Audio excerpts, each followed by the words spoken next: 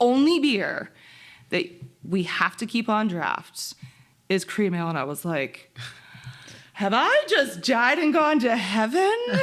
Because cream ale being my absolute tippity top favorite style, I was like, yes, ma'am, I will happily brew cream ale. She was like, you could tweak the recipe if you want. And I was like, okay. So I did. I put my own little spin on it. Yeah, we just talked with Cole before we started that, like, you know, Genesee cream ale that's your jam. Yeah, Jenny Cream is my favorite beer of all time.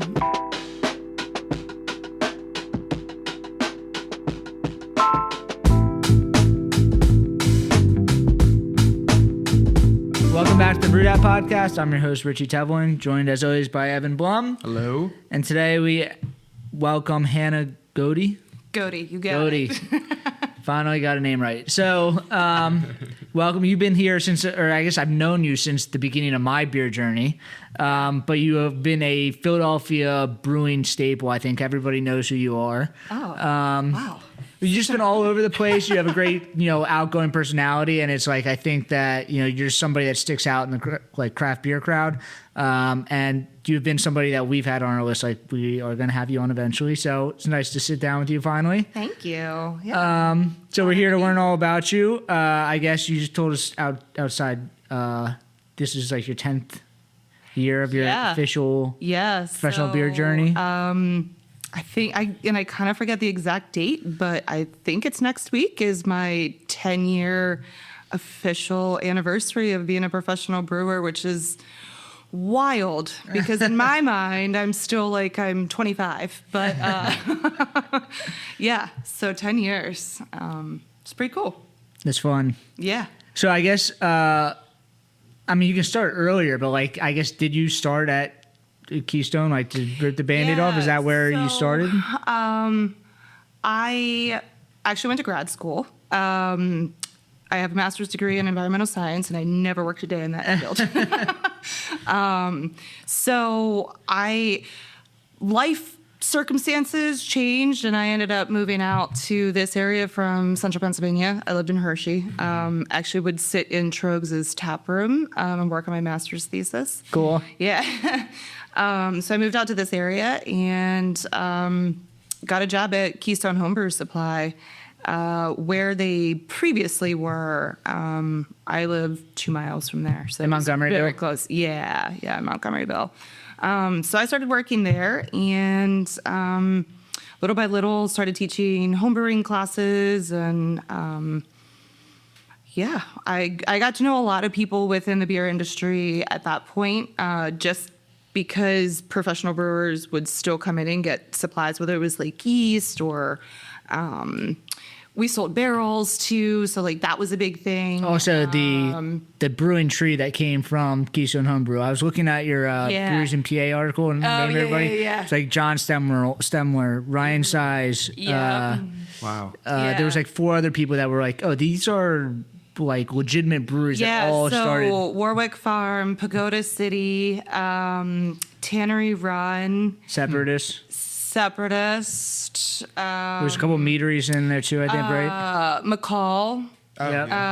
Yep. Oh boy, you really put me on the spot. But yeah, there's a lot of people that got their career start at Keystone, and so whether it was brewers coming in that were already established in the industry or people that I met at Keystone or through Keystone, even through like Homebrew Club. Yeah. Bill's Best is another one. They were part of another homebrew club that, they would come in all the time and I would It was a beast of a homebrew shop. Yeah. Did you know at that point, like when you started working at the homebrew shop, brewing was... No. In fact, just the opposite. Really? Yeah, just the opposite. So I had started home brewing a little bit in college, but it wasn't very good. And then fast forward, graduated college. My brother's a couple years younger than me, and he was also home brewing at the time. And so we started home brewing together occasionally. Like I said, life circumstances changed. My now husband, I actually moved in with him as a roommate. initially. Test the waters. Yeah, test the waters. We figured we could make it work. So, but we started homebrewing together. We had both homebrewed separately with different groups of friends. So then we started homebrewing together. And that was how I was introduced to Keystone. And then they had a job opening. It was wine season. So it was like all hands on. Because they had a winery attached to them. Yeah, yeah. And they sold grapes. And that was actually what I did my master's thesis on, was on weather and wine grapes. Oh, that's cool. Yeah, I'm looking at growing conditions and things like that. So I had a little bit more of the wine background from like an environmental perspective, which is really actually sort of what got me in the door at Keystone. Because while I had been homebrewing, I didn't really have a whole ton of experience in comparison to some of the other folks that worked there.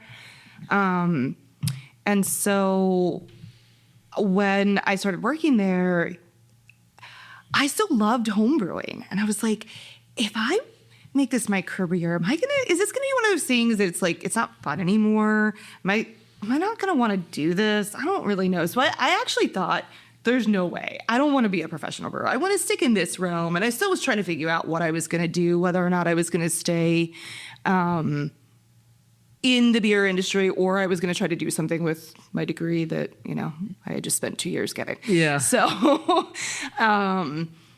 it wasn't until I did the BJCP class and I also said that I never wanted to judge. Because I was like, everybody's palate is so different. Who am I to tell somebody that their homebrew is good or bad? Like, it's so subjective, right? But it wasn't until I took that and then I did my first beer judging competition that I was like, well, I guess if the opportunity exists, maybe. I don't know. And I got to know John Stemler, who had just left Keystone prior to me starting, had left to start John's Free Will. coming on tomorrow, actually, funny enough. Oh, is he? All right. Well, hello, John.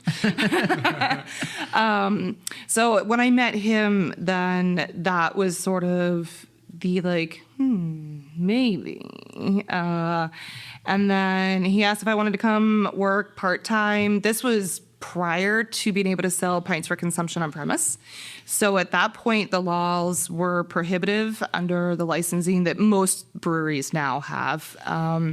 We could only sell beer to go. You could give out free samples, which was great for consumers. Yeah, we were living in New Jersey. Terrible. Yeah, it's terrible for business owners. But he asked if I wanted to come work part-time in the tasting room, because you couldn't even call it a tap room. Like, you literally could just do tasters, right? So I was like, yeah, sure, sounds good. And then for the next 18 months, I bugged the shit out of him to hire me full-time, because I was like, absolutely, this is what I want to do. I want to be here. I want to be in this industry. On the production side. On the production side, yeah. So then one day he called me and, first he tried to fuck with me and told me that he was sorry, but they had to let me go. And I was like, but why? Like, what do you mean? And he was like, no, I'm just kidding. I want to hire you as my brewer. And I was like, okay, now you're really fucking with me. He was like, no, like, I'm serious. And I was like, oh, like me? Really? Here we are 10 years later, still doing it. So Keystone to Free Will. I was there for 6 years. I went to Naked Brewing and was their head brewer. And that was a wild time. That's really close to my house. Yeah? Yeah. In Valley? Yeah. Me and Cole both went to Council Rock. So. Oh, okay. Yeah. Right So there. right in that area. Uh-huh. Yeah, absolutely. What was Naked Brewing like? Was it just you? So yeah. Because you were the head brewer there, right? Yeah. So I started there in little did we know at the time that it was just the beginning of the pandemic, but we all kind of hoped that it was like, we can see the end of this, but this was during the phase where it was like 3 weeks. Yeah, exactly. So the head brewer that had been there, he and his wife had just had their second baby, and she was going back to work. And so the decision was, do we put the kids in daycare or do we not put the kids in daycare? in the middle of this pandemic with, it was unprecedented times. Like nobody had any idea what was going on.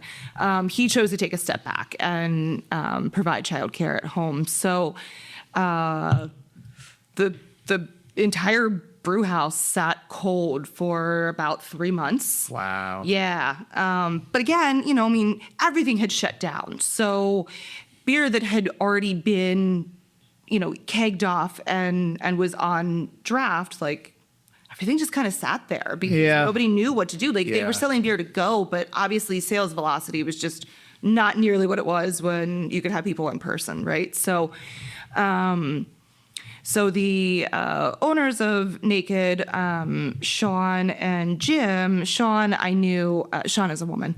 Sean I knew from like Pink Boots stuff and just being women in the industry.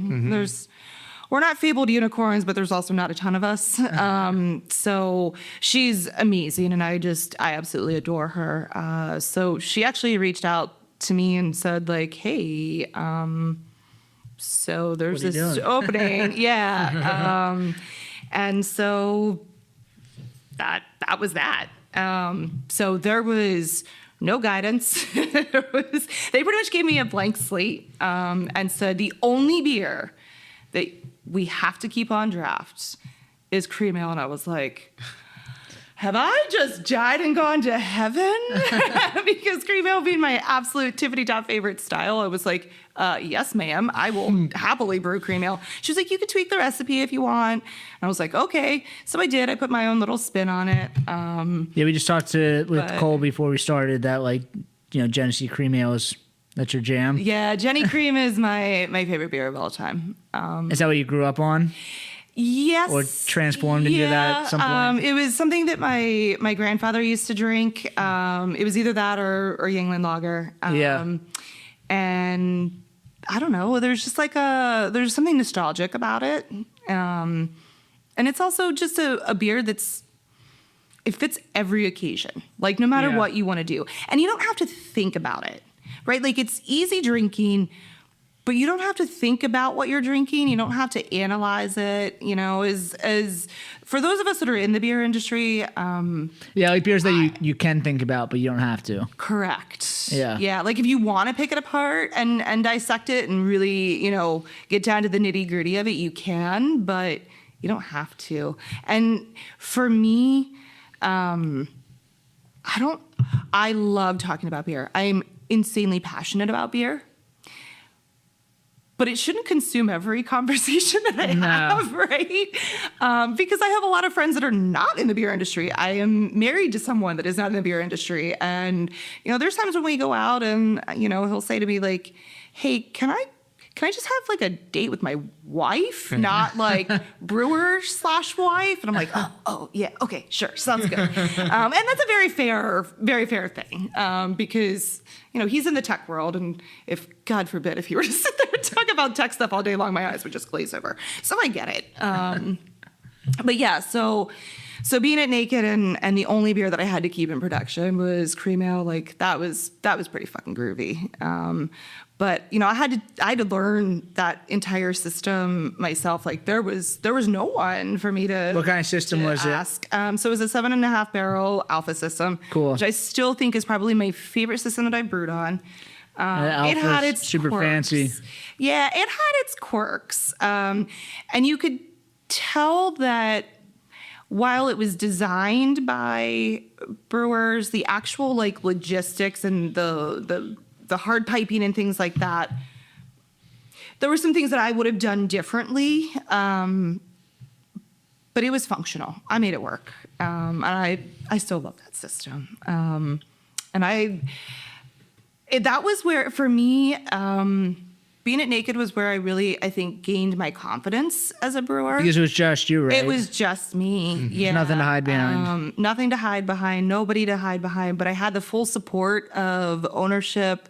It was very collaborative. But they also gave me pretty much free reign. We would sit down and we would have planning meetings, and we would build out the calendar of these were the styles that we wanted to do, and we would come up with sort of some name ideas and things like that. But yeah, that was a really, really great experience. That was a very safe place for me. Definitely. Yeah. It was really good. So the cream ale, I guess they said you had to brew cream ale. Do you have like different aspects of a cream ale that you like to hit? Like, do you have your recipe? I do. I have my recipe. I have tweaked it since my days at Naked. It's a living thing, you know? Yeah. So I sort of went back to like the original iteration that I did when I was at Free Will. So it was, my own personal mission to brew cream ale at every brewery that I work at. And in fact, which is harder than it sounds. It is harder than it sounds. Just doesn't sell well to consumers. It's more of like a historical style, right? Okay. And so I think. But so were dark lagers at some point. Yeah, so yeah, but like the nomenclature is difficult for people to wrap their brains around because you hear cream ale and you think, well, there's got to be lactose in that, or it's something completely different than what it actually is, which is just an easy drinking. It's the lawnmower beer. I mean, if you look at beer styles, that's literally in the description. It's a lawnmower beer. So it's supposed to be easy drinking, refreshing, like low IBU. It's the lager ale. It is. It is. It is. And that's exactly what it is. It's the ale answer to a light lager. So yeah, I don't know. I've tweaked the recipe a little bit, but I've kind of honed in on what I want it to be. So I'm actually going out to Denver at the end of August to brew with one of my very, very, very best friends, who just opened a brewery out there. And what's that called? It's called Allentown Brewing. So they're in Castle Rock, just south of Denver proper. Cool. They literally just opened 3 weeks ago. Wow, so very new. Yeah. So his name's Derek. We brewed together at Free Will. He's been in the industry. He worked for Green Flash, opened Green Flash Virginia Beach. I know Green Flash is no more, but like at one time they were a powerhouse hitter. They were the first big. They were. I mean, yeah, exactly. Like they really, along with Stone, really kind of pioneered that like big West Coast IPA, double IPA. Like how dank, how happy can we get it? So they had 100-barrel fermenters. Like what? Yeah. To see one of those is just like, whoa, okay, you're way up there. Yeah. But yeah, so he sort of became a mentor-ish to me in certain ways. I don't know, he was one of the only people that was really nice to me and treated me like I was an equal for a long time. So that also holds a special place in my heart. But, he's now at this point, he's, one of my very, very, very, very best friends. And he wanted to brew a cream ale for their opening tap list. Oh, wow. But then he was like, no, I got to wait until Hannah can come out. So the end of August, I'm going out and we're brewing a cream ale. That's fun. Yeah. So I don't know. There's just something about cream ale that I love. So I also like the idea of like, I think you've done a great job that like people know who you are. We talk about this all the time. Like, as in brewing, you need to make, people need to make their own personal brand. Yeah. And then like make a connection. But like, the fact that like you can hang your hat on a cream ale, and like you've been talking about this for years and that you love it. It's like it is cool that like wherever you go, people that are following, there's people that drank your beer at Naked and then drank your beer at Ship Bottom and then at Love City now that are like they're following your beer journey as you're going. So it's cool. Yeah, thank you for recognizing that. You just said a lot of things that are very important to me. So thank you. Yeah.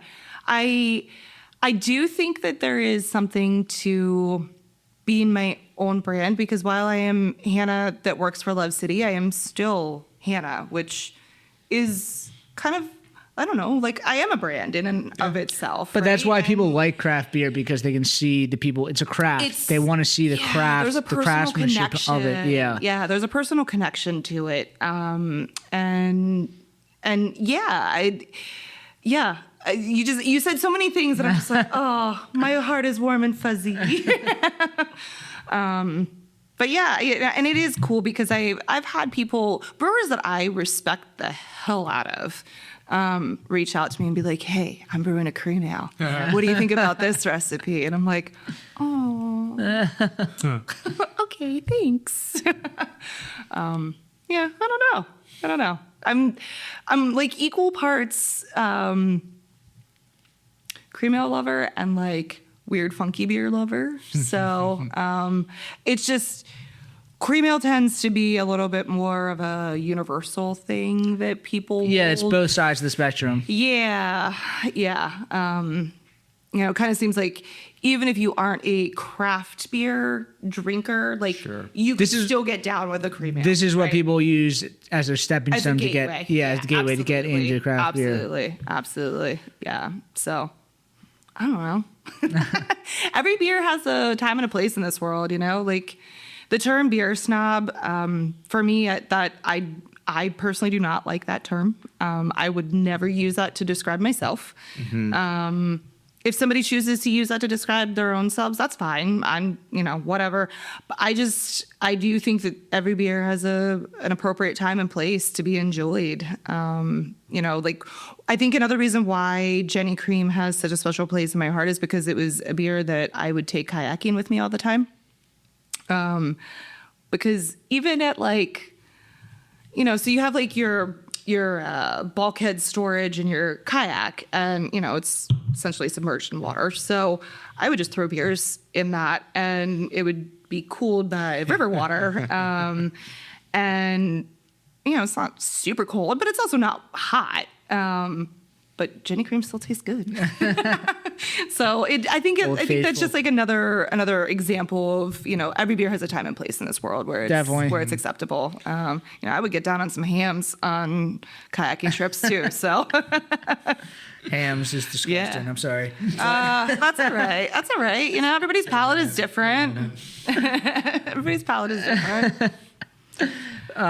So you were at Naked for 4.5 years? No, actually, I was only there for 18 months. Oh, wow. I know, but pandemic. Yeah. Time just did not exist. Is there a lot of distribution? Zero. So it was all tap room. Yeah. So while I was there, they opened a second tap room, which is now sort of more of their like flagship tap room in Bristol. Yeah. So I was brewing, and I was the only production employee. It was literally just me. Sean and Jim would help. They would clean kegs. They would help with canning. But in terms of making brewing, the beer itself. Yeah, brewing and anything that had to do with grain to glass, that was me. It's a lot. All by myself. Yeah, it was. It was a lot, but it was also really empowering. I learned so much. And because it was during the pandemic, the only opportunities you really had to connect with people were, either via social media or text or Zoom or, whatever. So, it was such a wild time. Yeah. I don't think about it nearly like that much. Yeah, it is hard to think back to those times and go, oh, wow. Yeah, we did some weird shit, but it was all in the name of survival. trying to keep the lights on, So yeah, I'm very, very, very grateful for my time there. And then I was presented with the opportunity to open the Barrel House and Blendery for Ship Bottom in Swarthmore. And so I did that. And then the opportunity for Love City came about, and bada bing, bada boom, here we are. Yeah. So Ship Bottom was great. It had its challenges because the actual production facility is on Long Beach Island in New Jersey, right? So I went to the LBI one time, and I just was so dumb. I didn't realize that you were in PA at this tap room, and I went there and asked if you were there. Oh, and they were like, what? No, she's 100 miles away from here. But to be fair, you weren't.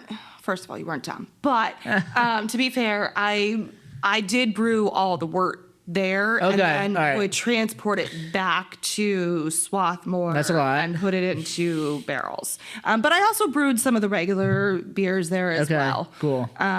So yeah, not a completely like out of left field question Yeah. whether or not I Yeah. was there. I just wasn't there super often. Yeah. But I always dreamed of working for a beach brewery, so that was pretty fucking rad. Especially when the owner Rob was like, "Hey, so if you want to come in and mash in, and during your mash rest, like go down to the beach and enjoy it, Catch like some rays." have at it." And I was like, "Wait, for real? Like that's an option?" So I'm not even joking. I would wear my bathing suit underneath of like my Carhartt overalls. I would mash in, take off my brew boots, throw my flip-flops back on, run the block and a half down to the beach, go jump in the water, towel off, come back, put my overalls back on, and continue on with my brew day. And then if I had the time, I would end my brew day on the beach, which, That's great. yeah, that's pretty rad, right? When I used to work at Philadelphia Brewing, Yeah. and You do the same thing? no, I would not. Yes. In Delaware? Yes, in Delaware.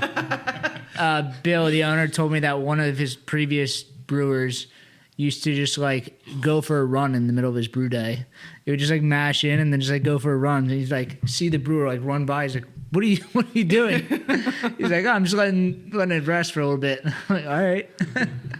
Yeah, I don't think I would go for a run. I don't think that would be my first move to go for a That's the run, unless opposite it of that, was yeah. unless it was like to the destination of the beach, which Yes. it was. But brewing's super physical, so like, I don't think I need to go for a 4-mile run in the middle No. of my brew day. It's too But much. to each their own. Yes. Not here to judge anybody's choices, but So at Ship Bottom, were you doing, that was barrel aged stuff, right? yeah, yep. Like funky stuff. Was it stouts as well? I did do a few stouts. So when I was approached with the opportunity for Ship Bottom, we were still in the pandemic, so Yeah. Well, things. this was like this middle of was 2021, end of 2021. end of 2021, and then I started there beginning of 2022, like full time. So I was doing full time at Naked and then part time at Ship Bottom, trying to like help with the vision of what was going to happen and like sort of build out and Building and out your just- job. Like it probably took some Yeah. effort to like get it up and running. But there were equipment delays, and that was actually the reason why I was going to LBI more often and brewing there, was because it was like, well, not doing a whole lot in Swarthmore, so I guess I'll drive to LBI. Not the best commute from Bucks County, but we did it because the beach was there, so that was at least a little bit of motivation. Yeah. I love the beach. I wish that I had more time at Ship Bottom to like really kind of establish that program a little bit more, but there were just the equipment delays and just still like construction. And once you put stuff in barrels, it's a waiting game. You don't get to tell the beer when it's ready. The beer tells you. So Yeah. there was a lot of downtime. And at a certain point I was like, I don't mind getting paid to not do a whole lot of work, but like at the same time, this is a small business and this just kind of feels shitty to be doing that, right? Yeah. And so I'm monitoring the barrels. yeah, I'm gonna stare very intently at them. I do pet my barrels. I know I'm a very weird person. I talk to inanimate objects all the time, which is why I have this hello hi tattoo, because I say hello hi. Like I'll walk into a room and I'll be like, hello hi, beautiful room. Hello hi, plant. Like it's just, I don't know, whatever. Positive energy. Yeah, I don't know. I just say hi to everything. But the opportunity came about to interview for the position at Love City. So I've known Kevin since sophomore year of college. Oh wow, Really? go way back. Yeah. Did you know Melissa also? Didn't they meet in college? Well, yes, but Melissa did not go to Shippensburg. Okay, all right. They met through. Yes, that was if he like went somewhere else to. They met through a mutual friend who I also knew. And so so that's how they met. But yeah, I met Kevin in college. I will not tell you how long ago that was. Did your conversations have anything to do with brewing or beer or anything? I mean, we talked a lot about beer, but that was mostly like. That's so funny to look back on. Hey, what you guys are now. You gonna go get me another beer from the K? Or like, hey, that pitcher's looking low, Hannah. Go grab some more beer. That was the majority of our conversations. But there was one bar in town that had a pretty decent craft beer selection. And when I turned 21, I was doing an internship, and it was a paid internship, which I know nowadays isn't like super crazy. But when I was in college, because I'm old, paid internships were like few and far between. You were just lucky to be getting the college credits for it, and hope to like maybe pad your resume with that paid internship. But I was getting this paid internship, and I was like, oh yeah, rolling in dough, baby. Like now I don't have to buy the Natty Light case. I can level up and do Miller Lite. But there was this craft beer bar in town that opened right around the time that I turned 21. And so every Friday I would go there and just try something new.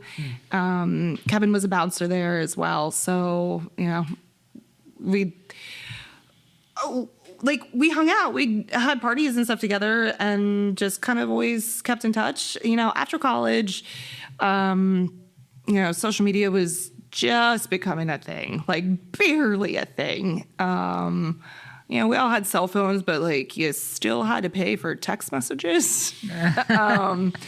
And so, you didn't keep in touch with people quite as much or as easily as you do now. Sure. Yeah. But we would still see each other, and, he ended up in beer, and eventually I ended up in beer. And so our paths, continued to cross even more and more consistently. When I found out that he and Melissa were opening Love City, I was like, hey, someday I'm gonna work for you. And I was like, okay, sounds good. But the Love City culture, they have worked really hard to cultivate this very intentional culture. Definitely. Right? The way that I just said that made it sound like it's a cult. It's not. It's just the opposite of a cult. It is very welcoming and very inclusive. And so that's not something that you want to just like trust anybody and everybody with, right? Yeah. And so they have done this amazing job of retaining employees. And making sure that everybody that they bring in fits in the culture, has similar ideas and a similar ethos as to what they do. And so the turnover for production folks was very low, which, is great. But I was actually the first outside hire that did not either start as a day one employee or didn't start in front of house or like with a delivery team or something like that. Yeah. So that is something that I don't take that lightly. Like that's a pretty big deal. Definitely. And so when they were looking to hire somebody towards the end of 2022, Melissa actually just reached out to me and was like, hey, do you know anybody that's interested? And I was like, hi. Hello, hi. She was like, wait, seriously? Okay. Send us your resume. And I was like, okay, cool. And even though I'd known Kevin and then subsequently Melissa, not quite as long as I've known Kevin, but I, have also known her for a while. I didn't just bank on getting the job. I went through the same interview process that everybody else did. Did I feel confident in my abilities? Yeah, absolutely. Did I feel like, I'm probably going to get this job? Yeah, but I still, I didn't put all my eggs in one basket. And so then that opportunity came about, and I actually almost turned it down. I'm not even sure that they know this, but I did almost turn it down because I felt like I hadn't really given a fair chance to the ship bottom position. But at the same time, I didn't really know what that was going to look like, and how long it was going to take to really make that into something that was substantial. Yeah. And I had this opportunity at this brewery that I really wanted to work for, that I knew what it was going to be, right? And Definitely, it's great. Yeah. So You know it's a winner. I did weigh my options for a while. And ultimately I was like, no, I can't. This is too good of an opportunity for me to pass up. Because it's a place that I don't have to. So we talked about how cream ale is a beer that you don't have to think about when you drink it, right? Working at Love City is a place that I don't have to think about walking in there. Do I feel safe? Who is going to treat me differently because I'm a woman? It just doesn't exist there, which is great. Yeah. But coming from some of the other experiences that I've had, that was a really, really big deal to me. To not have to fight and expend additional energy every day just to prove that I deserve to be there or that I'm worthy of being there. Well, they've done a great job about being public about it and putting it front and foremost in front of everything. It's Absolutely. And it's not performative. The culture. I'm sure that everybody can feel that when they walk through the doors, but from an employee that I won't sugarcoat things.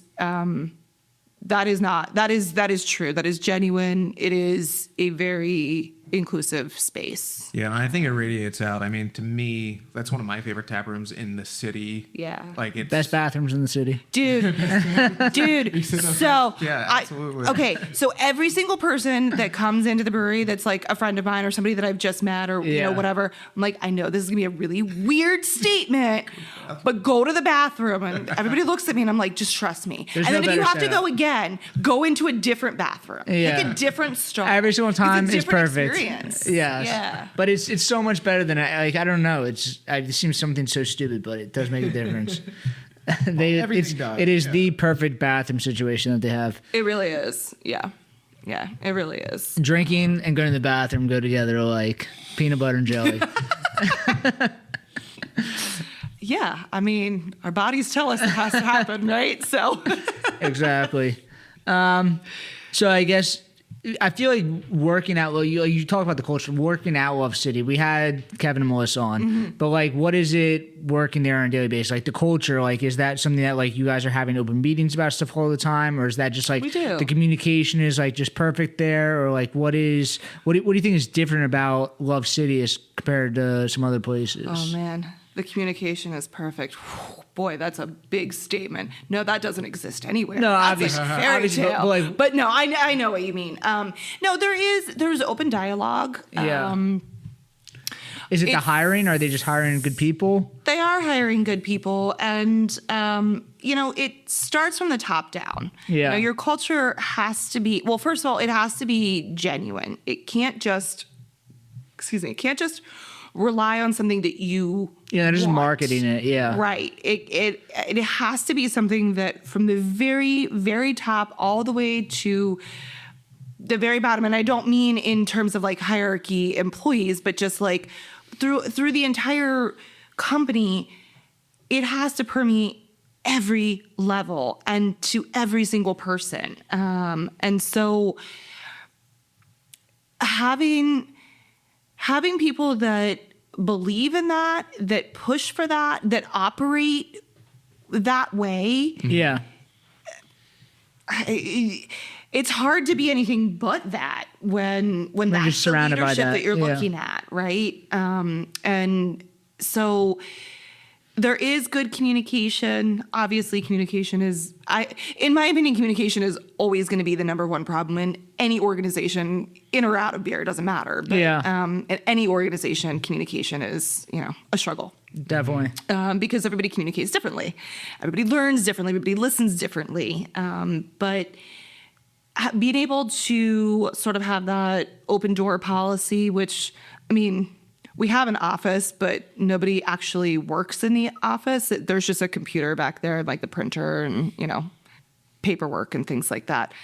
So everybody sits out in a very visible, approachable area when they're doing their work. And so, I think being able to have that open dialogue, being able to approach Kevin with an idea for something, or seeing a unique opportunity to do an event that might seem a little like this harebrained idea, but going to Melissa and saying, hey, so I know this is going to sound wild, but hear me out, and they entertain those conversations. Are you involved with doing events? No, thankfully. No. I did that. I don't really want to do it again. I was the event coordinator and social media person as well as a full-time brewer, and I've worn so many hats in this industry.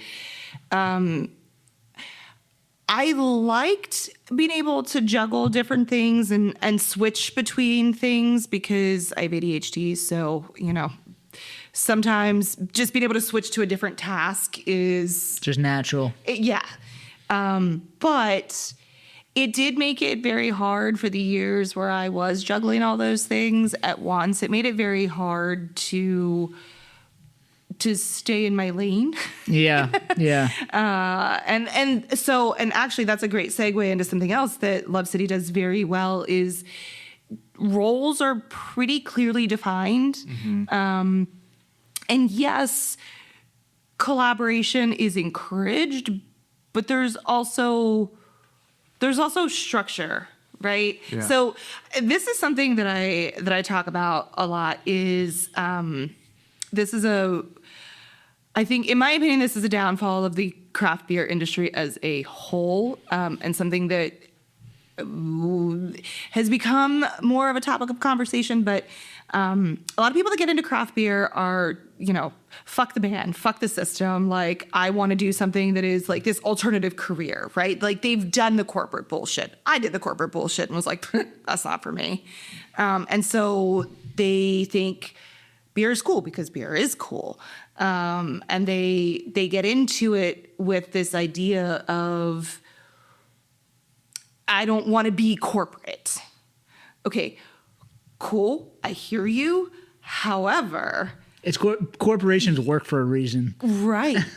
And humans inherently need structure. Like, we all just become chickens with our heads cut off when there is no structure in place. You want freedom, but to an extent that you need structure. Operate within the confines of some level of structure. Definitely, right? Yeah. And I think, in 2021, we saw a reckoning in the beer industry. And a lot of that, for me, in terms of my experience, came down to people didn't want to be corporate. And so they refused to put policies in place to protect their employees. And it's like, yeah, but those policies exist in corporations for a reason. And maybe we should take a page out of that book. You need to keep the idea of just it's not just being corporate. It's the idea of being a little bit more open to stuff, but you can take bits and pieces. It's not just black and white. There just has to be some structure. Yeah. There needs to be some structure because if you leave people to their own devices, it generally does not work out well. No. And yeah, I don't know. We kind of took a left turn somewhere in this conversation, but no, but it comes back to. But I've seen. So you've been on both the MBAA DEI board and the Brewers of Pennsylvania board. Yes. Did that all happen after 2021? Yeah. So I joined. Because Melissa was a part of, I know the Brewers of Pennsylvania one, right? She was. Yep. So the Brewers of Pennsylvania BOP. I joined that DEI committee after I was sexually assaulted at an event. And I took that opportunity and I said, well, there's not really anything in place to deal with this. Why? Okay, there's a committee that is working towards that, but I need to be part of that, I think, because I don't know. Sadly, that was not the first time that I was assaulted. It was kind of the last straw for me, though. And I have subsequently coined the term for me, I turned my wounds into my whys. So the reason why I fight so hard for DEI is because it wasn't in place in a lot of the spaces that I occupied within this industry. And so I looked at it and I said, okay, sadly, I'm not going to be the last person that this happens to, but anybody else that this happens to, I don't want them to be alone the way that I was. I don't want them to be looking around and going, where is my help? Where is the disciplinary action for these shitty people? Yeah. They should be held accountable, right? Yeah. And so I looked at that and said, I don't want anybody else to have to do that. And so if in some little way I can help just one other person feel less alone, then let me do that. Like I have the bandwidth to do it. Let me help shoulder some of this. Let me help move this along. And so I looked at the BOP DEI committee and was just like, I need to be part of this. Mm-hmm. And there I was.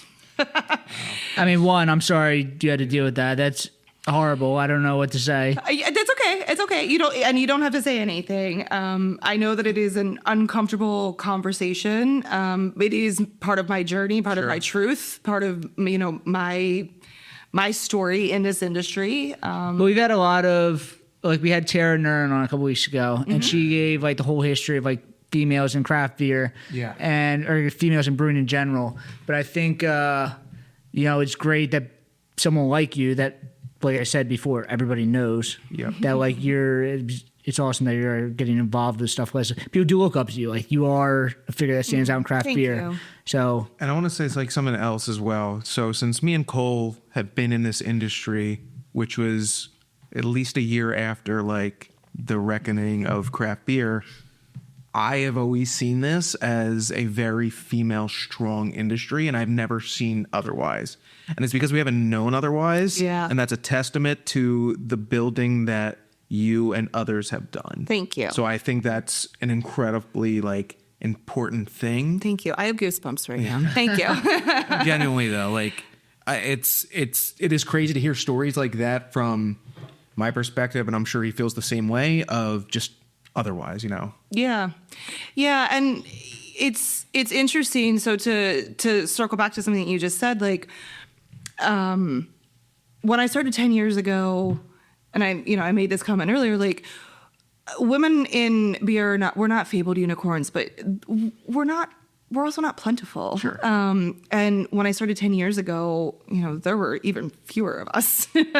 I didn't really have a whole lot of other people to look up to or even to look to, which is, I think, one of the important things about Pink Boots is that it especially in the production space, because there's other leaders in the Philly beer scene that are female, but not in the not in you production. Are. You nailed it. That's exactly it. I have so much respect for every facet of this industry and everybody that works to help make craft beer what it is. But in terms of women in production, there are even fewer of us. Yeah. And so I kind of joke around and say that the folks that are coming up through the industry now are the new class, right?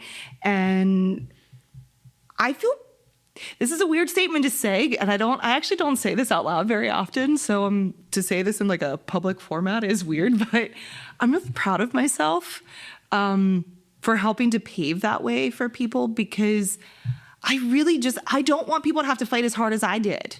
I really don't. I don't need recognition. I don't need fanfare about it. maybe like an acknowledgement of some of the shit that I've been through. But if I can just make it easier for somebody else to break into this industry that is part of a marginalized community, that is just so satisfying to me, because I want craft beer to be the thing that brings people together. You know, that honestly, that was the first thing that really drew me into craft beer, was the fact that it creates connections, right? Well, not just like, craft beer, alcohol in general just brings people together. Okay. So, like, why is craft beer the most forward-thinking portion of this? I specifically said craft beer because that's what we're talking about. Yeah. But actually, wine is what I first used as this connection. Yeah. Right? But I'm going to go back to craft beer since that's what we're here talking about. Yeah. But, like, you and I are a great example. Would we have met each other outside of craft beer? I don't know. I mean, who's to say what the universe had in store for us? But, like, I don't know. I mean, we're far enough age difference that we would never have overlapped in school. I don't know. I mean, I don't know where you live now, but, like, probably not where I live. And I don't live now. So like, will we have run into each other at, like, a neighborhood bar? Probably not, right? But, like, craft beer ended up bringing us together. And craft is supposed to be like the most forward extension of that. We're supposed to be like the tip of the spear for beer. Right, exactly. So having the ability to bring people together over a beverage, it's like, that's just so cool. Like I made that. You know, like one of my absolute favorite things is thinking about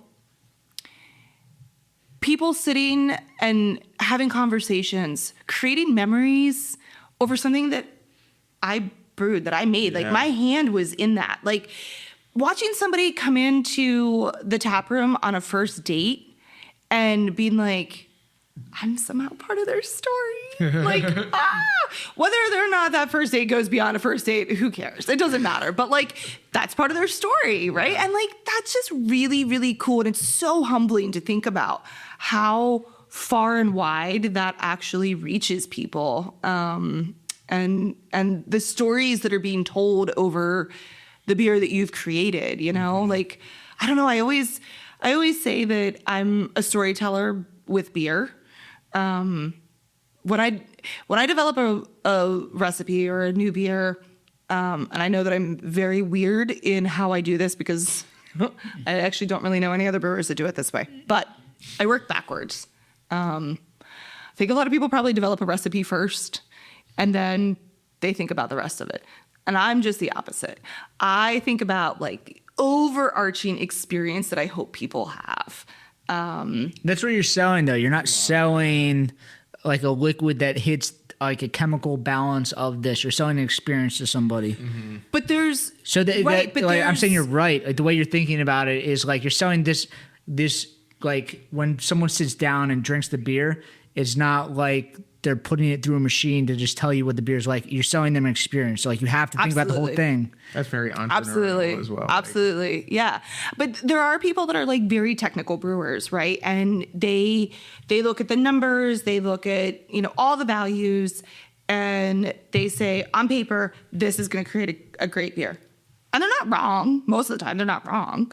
But I think one of the best compliments that I've ever been given was when I was at Naked. We had this man named Frank, love Frank to death. Frank was our sort of maintenance guy.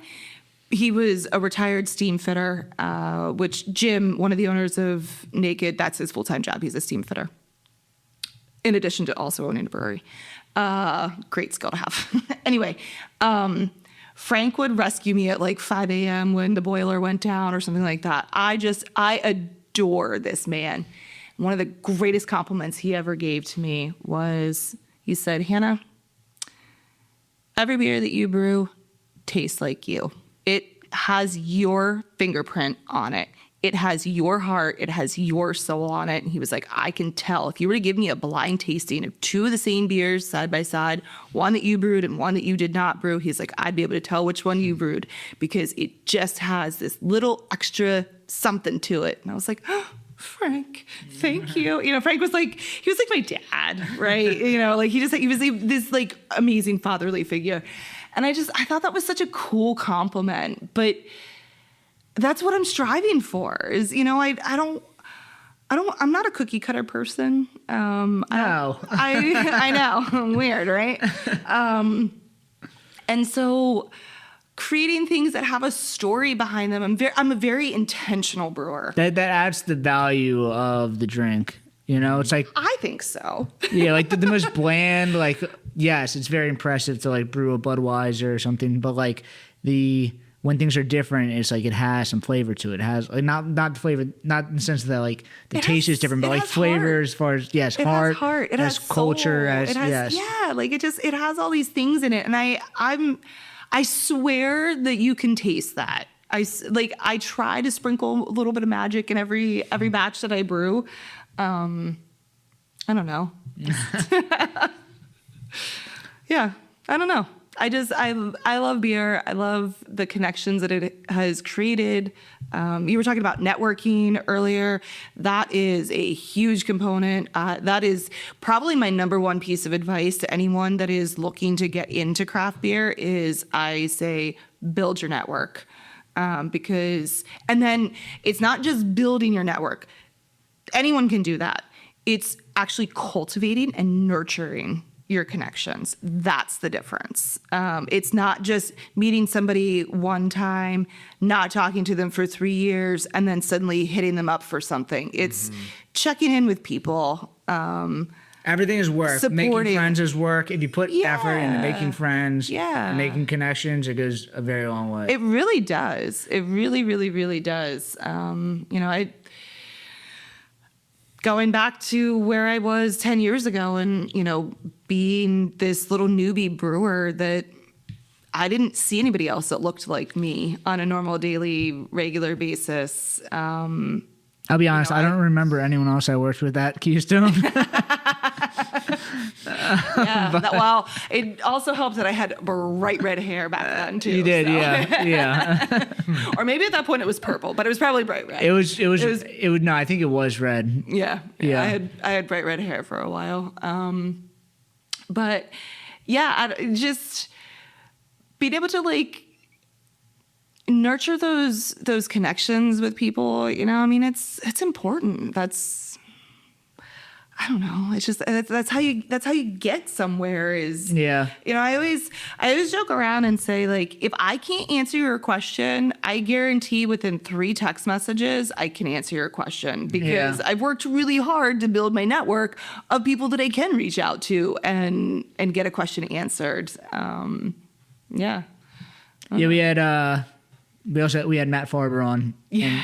He loves you. Yeah. So, you know, if you have questions, you can just ask him also. Yeah. You might answer like 95% of them.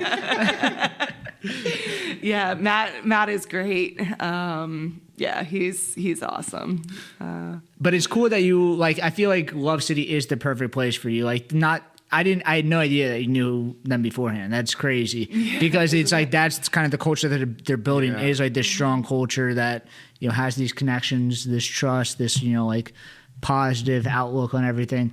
And it's when you move there, it's like, oh, this is a natural fit without even knowing the fact that like you have known them for it's so college. Funny how many people have said that, which is really cool to hear that, you know, not just from like an inside the organization perspective, but even from the outside, it appears as if like this was where I was supposed to be because it is. Yeah. And again, it's genuine. It's not performative. That's fun. Yeah. So I guess can we talk about the cream ale? So this is your recipe that you brought over with you to. So this is the Love City Reverb Cream Ale. Yeah. So this is, I guess, your recipe, and this is limited release. Yeah. So this is the second time that we've done it. It was received so well the first time. That they decided to bring it back. So this beer's awesome. I don't always get to make those level of decisions. That's more of like our sales team. Sure. You know, once they sort of see what's going on out in the market, and are able to crunch numbers and things like that. But this did really well, so I'm pretty stoked on it. So you said it was green because Genesee. Yeah. Right. But Jason Kelsey owns a brewery, and still he cannot stop drinking Love City beer. I know. So, I know. I'm sure He was drinking deep cut Pilsner at the parade. Yes, he was. Yeah. Like I have a screenshot. I was at the parade, which was top 10 experience, like amazing day. Yeah.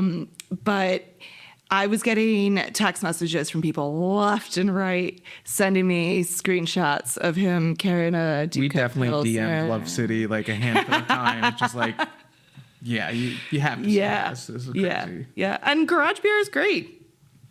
Oh, excuse me. But I'm kind of partial to Love City. No, but he's probably had this beer. He probably saw this and like, oh, the Eagles. I mean, Kelly Green beer? that would be amazing. That would be so cool. It'd be a dream to be able to do some sort of collab like garage beer and Love City. Jason Kelsey, are you listening? Kylie, are you listening? We're trying to reach out to his people. We have been. You never know. Yeah. Yeah. No, I'm proud of this beer. It's really, really good. Thank you. Yeah, it's we brew a lot of the same beers every week because we've built this portfolio. You sell a lot of beer. You gotta. Yeah, we do. But we built this portfolio of beers that are sort of our mainstays that check all the boxes. We've got your easy drinking lager. We've got lime lager seasonally. We've got deep cut Pilsner, which has a little bit of hop character to it. We've got Unity IPA, which is West Coast-ish. We've got a Racerhood, which is, hazy IPA. We've got Sylvie Oatmeal Stout, which that's one of my favorite beers of all time. And it was even before I started working at Love City. So Sylvie is chef's kiss. It was also the first beer that I brewed at Love City. So also holds a special place in my heart. So when we get the opportunity to brew something that's a little bit different from what we, brew on sort of our normal weekly basis, I get real excited about that. Do you still wear the costumes when you brew? If I can, yeah. But it goes into the whole feng shui of the beer. It's like with some energy getting into it. Yeah, it is. So I, in April, had another arm surgery. On my first brew day back, I wore my crown because, I don't know. It was like The Queen has returned. Yeah, it was exactly one. It was exactly 1 month after I had wrist surgery, and I don't know. I needed my Rihanna moment. Like Rihanna putting that crown on, like bad bitch energy. Fuck yeah. So yeah, I don't know. I do still wear costumes while I'm brewing. Thank you. Thank you for noticing. I also burn Palo Santo before every brew too. It's like You ate what? burn Palo Santo Okay. before every brew, and I say some intentions, kind Clear of the just air. get myself centered and proceed through the day. I don't know. It's just ways to find the moments of calm. Sure. Yeah. Amongst all the chaos. Brew days can be meditative, but they can also be very chaotic, and they are very hard work. But you find your moments of calm. It's And like that for me is the brew something day is this very chaotic moment, and then where it actually becomes beer fermenting is just this very just calm zen moment. You said you have a new barrel project. Oh yeah. So coming on to Love City, I came with outside experience, right? So Kevin came from Iron Hill. And Iron Hill is great brewing pedigree. But Iron Hill it's almost like its own separate thing. Mm-hmm. It's very insulated. Yeah, it is very insulated. And so when I came on board at Love City, I was the only production employee that had any other brewery experience. Oh, that's cool. I didn't realize that. And that was actually one of the reasons why they did bring me on, because I had some other different perspectives, some other things to bring to the table, some different ways of approaching There's 1,000 ways to do operations. it. Exactly. So, that feels good to be wanted and needed for other perspectives, like that's cool. So I guess that goes back to, you know, what makes Love City so different. Instead of trying to mold me into something, it was very much like honoring who I was, who I am, and what I brought to the table. Let's use you to make our brand stronger. Right, while also fitting into the beer world, like into the beer culture at Love City. Yeah. So one of the reasons why they brought me on was for my mixed culture and barrel experience. And so we're pretty busy with production, like normal production all the time. So I don't have as much time to play with barrels as I would like to. But right now I have a pretty cool barrel project going on. So we did this collab with Brass Collar Brewing. So they're in Satterton. They're fairly new. Like They are. They just celebrated their 1 year anniversary. Okay. Yeah. Brody is a fantastic brewer. He started down in North Carolina when he was like 19 years old. Oh, wow. Yeah. So he has 10 years of experience, but is young. Like it's so wild to me. But he's a fantastic brewer. And we match each other's energy really well. We're both like excited little puppies all the time. And they're actually also only about 20 minutes away from my house, so it's pretty convenient. So Brody and I did this really cool project together,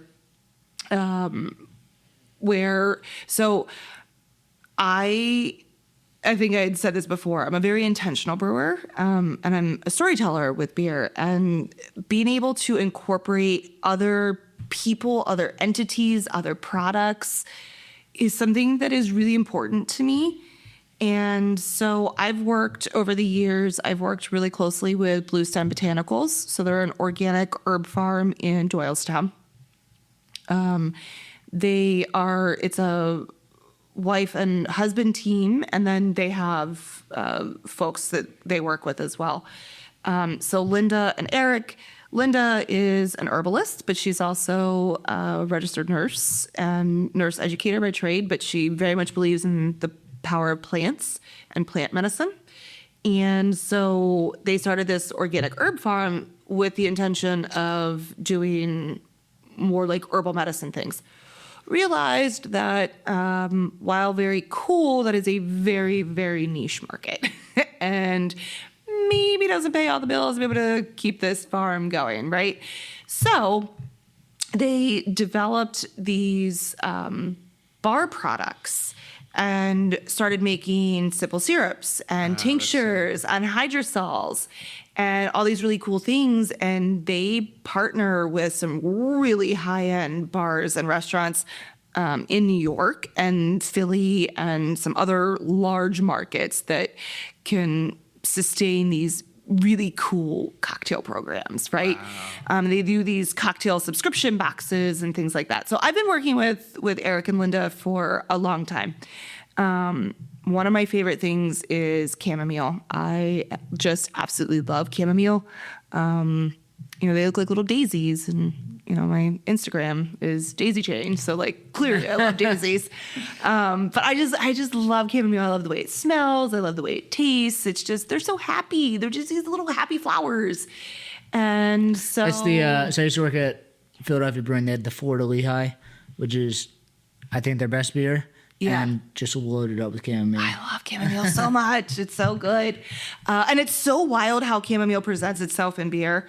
It comes across as like very like spice cake. Yeah. Very cinnamon, but not like obnoxious cinnamon. It's just, it has this really cool spice profile while also being floral, while also having this like pineapple thing going on. It's so cool. And so every year I really look forward to when chamomile is in season and it's time to harvest. And I've done a couple beers with fresh chamomile. I unfortunately had not been able to utilize any of that in the 2 previous seasons at Love City, but This year I did get the thumbs up okay to be able to do something with chamomile.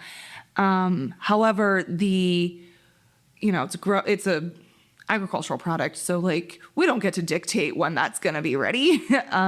It was ready a little bit too soon, and so we didn't have tank space available. And so I approached Brody at Brass Collar, and I was like, "Hey, you want to do a collab? You want to do a saison with chamomile?" Brody was like, "Fuck yeah, let's do it."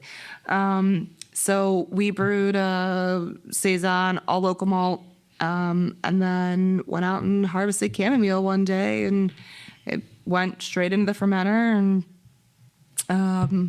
that should be coming out sometime in the nearish future.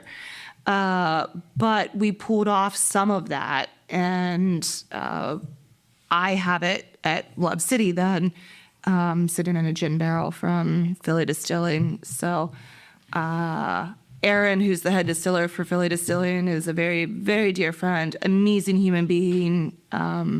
He was actually one of my lifelines when I started at Naked, and I didn't know what in the fuck I was doing. Like, I didn't even know where to order, like, replacement gaskets from. And Aaron happened to call me my very first day and was like, "I'll send you all of my contacts." So shout out to Aaron. He saved me. But yeah, so we pulled some off, and it's sitting in a barrel. And then I was like, what else can we do to this? Like, let's do some like really fun things with it. So I actually went to a friend's farm. It's not like an open to the public farm. It's just their home is a farm. And they have a whole like back hedgerow of their property that is just wild wine berries. And so one of the lovely 90+ degree days, my husband, wine berries. So a lot of people think that they are raspberries, but they are actually wine berries. I just saw, what's this guy's name? We follow each other on Instagram, but he just posted something today that like raspberries aren't shit. And was like posted something about wine berries. And I was like, I saw it, and they looked like bright red raspberries. Yeah. I've never heard about this before. Yeah. Before today at 3 p.m. and now you're talking about it. I'm talking about it. Yeah. Hello, universe. Yeah. Yeah. I mean, flavor profile wise, they taste very similar to wild raspberries. So wild versus like cultivated, also have different flavor profiles, but wine berries have a very similar flavor profile to like a wild raspberry. It's a little bit tart, a little bit sweet, fruity. Is it more tart than a raspberry, or? I think it's a little bit more tart than a raspberry. Yeah. But still juicy, and yeah. So we were out there for an hour and a half, which feels like forever when you're picking these teeny tiny little berries. I mean, they are tiny. They're not big at all.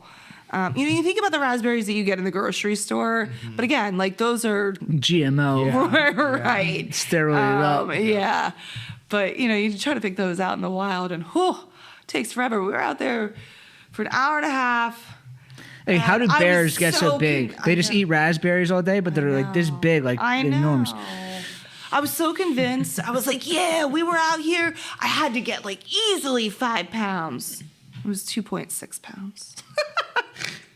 I was like, that worked for an hour and a half. And I only got 2.6 pounds. But yeah, I ended up just like hand pressing and getting the juice and threw that in the barrel. I'm probably going to go back out and pick some more berries in the next few days while they're still at the peak of their. So that is going to be the barrel-aged saison in the gin barrel with the So it has chamomile. Yeah, so it already had the chamomile in it. So it's chamomile saison went into a gin barrel.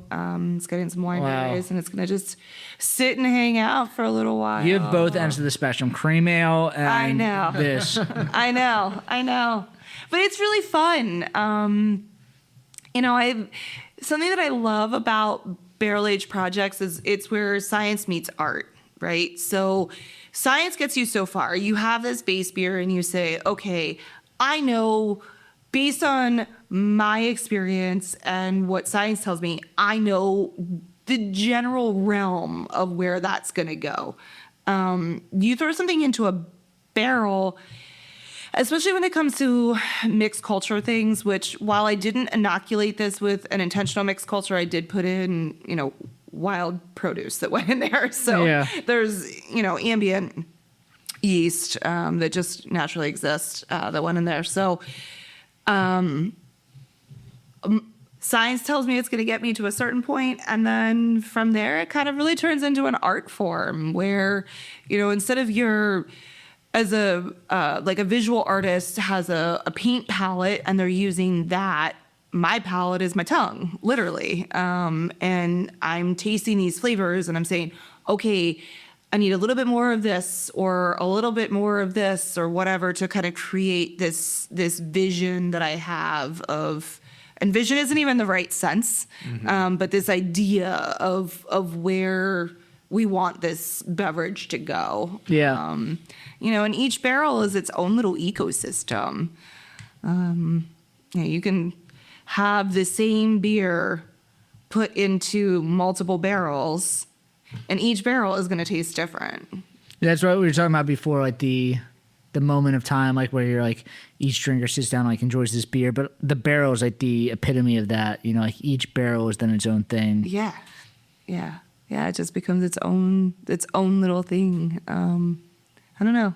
I love mixed culture beers. I love barrel aged beers. I just love beer.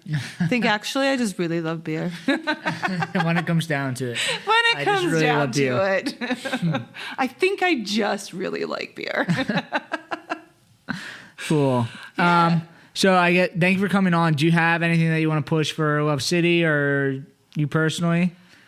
Where can we find you? At Love City Beer, at Hannah Gohde? My Instagram is at Daisy Chain 18, but Daisy with a Z. It is a public profile, so make no promises of what unhinged shit might get posted on there, but generally the unhinged shit gets reserved just for the stories and the stuff that makes the squares. Because they have to follow you.